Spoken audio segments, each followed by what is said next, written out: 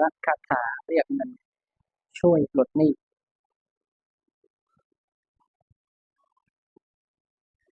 ตั้งใจอธิษฐานสวด3 จบ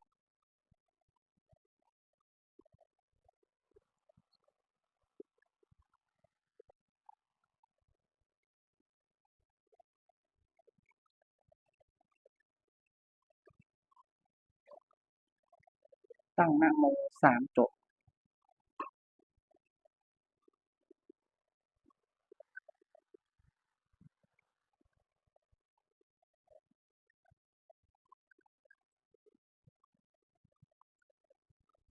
สวดครั้งที่1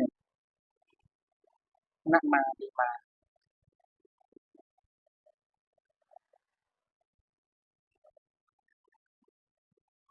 นะมาดีมา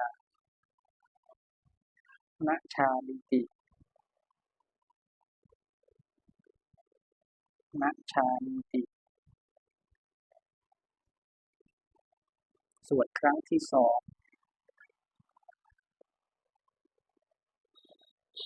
นะมาดีมานะมาดีมานะชาลิตินะชาลิติ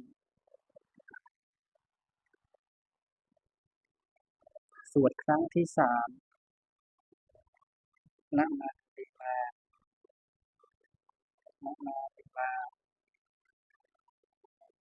นะชาลิติ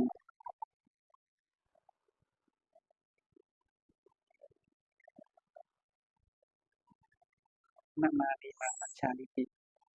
สวดโดยตั้งใจและอธิษฐานโดยไม่ความรู้อาจทำให้มีความสุขในใจหนี้ของท่านก็จะหายหมดเกลี้ยงไปเลย